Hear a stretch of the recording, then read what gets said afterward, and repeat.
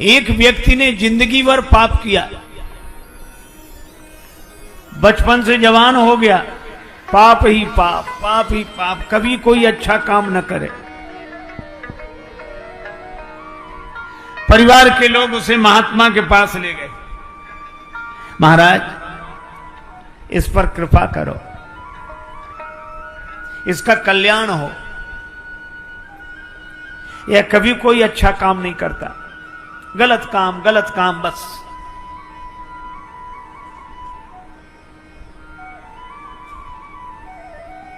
महात्मा ने कहा कोई बात नहीं, हमारे पास छोड़ दो। महात्मा ने उससे कहा कि तुम हमारे साथ रहोगे? बोला साथ रहने में कोई आपत्ति नहीं, पर हमसे भजन के लिए मत कहना। महात्मा बोले क्यों? तो कहने लगा कि भजन की बात सुनते ही हमें सिर दर्द होने लगता है,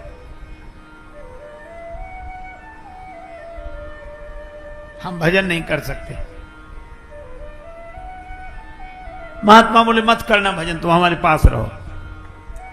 बोला दूसरी बात सुनो, हम जो करेंगे उसमें रोकना नहीं।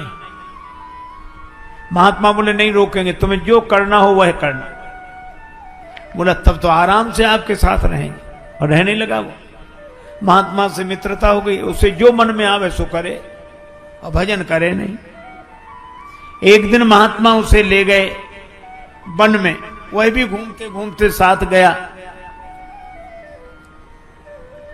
महात्मा ने कहा कि देखो तुम्हारा हमसे प्रेम है तो एक काम करो, क्या मेरे कहने से एक बार राम कह दो। बोला इससे क्या फायदा? महात्मा बोले फायदे की मत सोच, तू तो राम राम कहे। हम लोगों की आदत है, कभी किसी से कहो कि भैया भजन किया करो, राम राम किया करो, तो लोग तुरंत क्या कहते, इससे क्या फायदा? अच्छा रामायण पढ़ा करो, क्या फायदा? एक महात्मा बार बार कहते भैया राम राम किया करो, तो सामने वाला कहे क्या फायदा? रामायण पढ़ा करो, क्या फायदा? महात्मा परेशान हो गए, तो उन्होंने उससे कहा कि तुम तम्बाकू खाते हो? बोले हाँ खाता हूं। बोले क्या फायदा?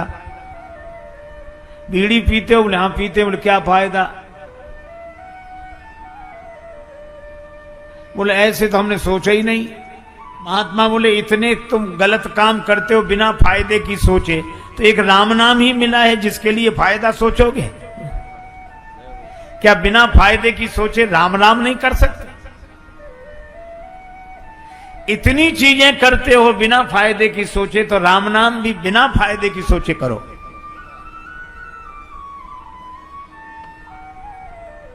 बोला एक बार बोलूंगा।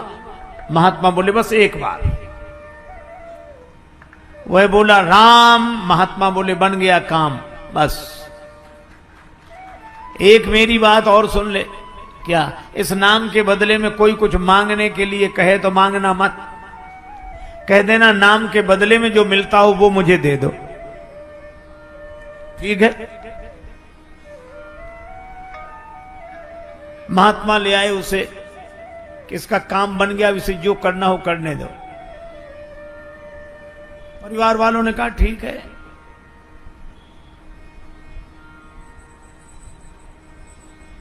महात्मा चले गए, वो अपने घर रहने लगा, मनमाने काम करने लगा।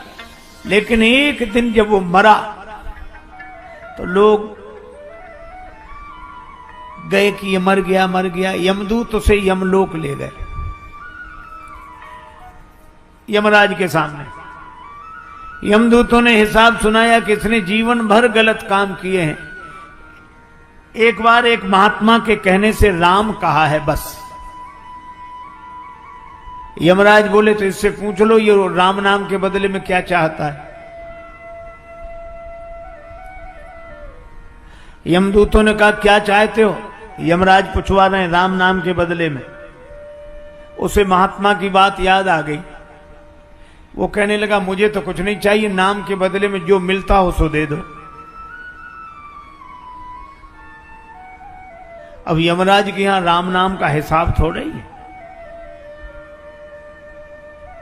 चलो ब्रह्मा जी से पूछते हैं। उस व्यक्ति को लेकर ब्रह्मा जी के यहां गए। ब्रह्मा जी से पूछा कि राम नाम एक बार कोई ले तो उसका महत्व क्या है, फल क्या है?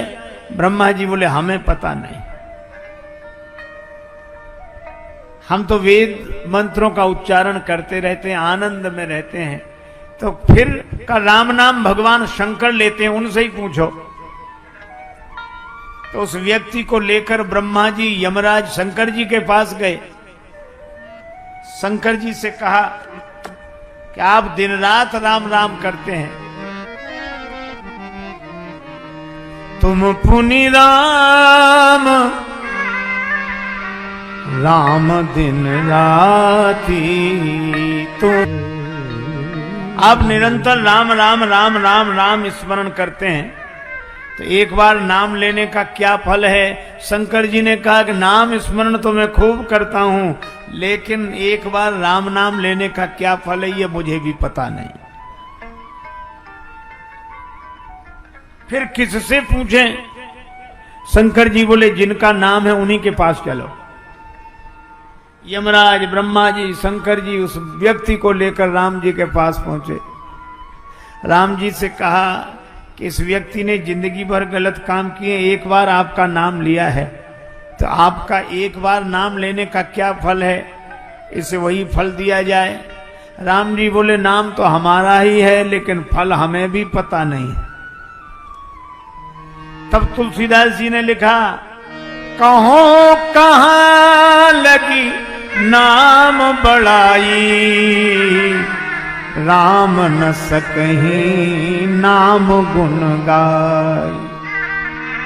यहां अपनी इच्छा की प्रधानता होगी, वहां काम होगा और वासना प्रमुख होगी।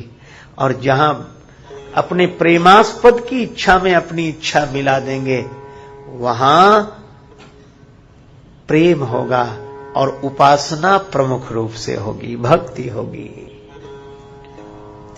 इस प्रेम तत्व पर हम लोग इस बार चर्चा कर रहे हैं। जहां दो मन न रह जाएं, इसी को भगवान श्री कृष्ण कहते हैं, भक्त कौन? मन मना भव मद भक्तो मद्याजी माम नमस्कुरु। मन मना भव, दो मन न रह जाए। दो बार, हाँ, स्वामी जी महाराज बता रहे कि 2 बार यह बात कही, 2 बार कही है कि हमारा मन और तुम्हारा मन 2-2 बार करी। एक 9 में और एक 18 में। देखो कितनी बढ़िया बात। एक स्वामी जी बता रहे हैं कि 9वें अध्याय में कही और 18वें अध्याय में कही, और 9 तो पूर्णांक है और 18 को भी 8-1 जोड़ दो तो 9 ही है, पूर्णांक है, पूर्णता। तो जीवन की आध्यात्मिक पूर्णता कब? जब 2 मन न रह जाए। और यही भगवान राम ने कहा श्री हनुमान जी से संदेश में जो आया। अच्छा देखो, प्रेम की बात तो श्री हनुमान जी की थोड़ी सी बात सुने। हनुमान जी गए हैं संदेश लेकर।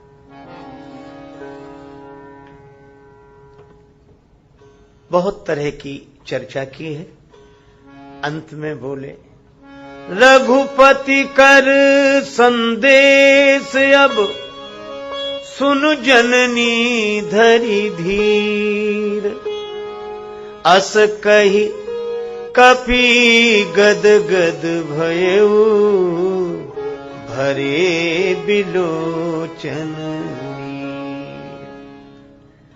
श्री हनुमान जी कह देंगे माता अब राम जी का संदेश सुनो।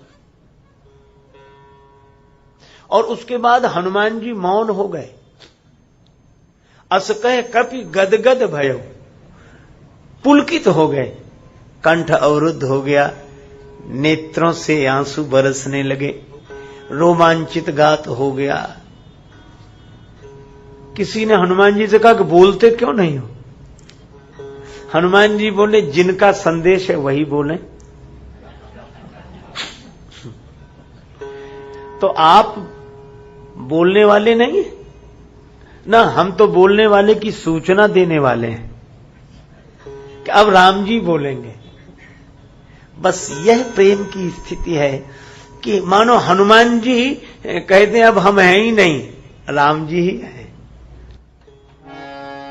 और बोले तो तुलसीदास जी महाराज लिखते हैं राम जी ही बोले। कहेऊ राम वियोग तव सीता, कहेऊ राम। राम जी बोले? हां, कहां से बोल गए राम जी? जासु हृदय आगार बसहि राम सर चाप धर।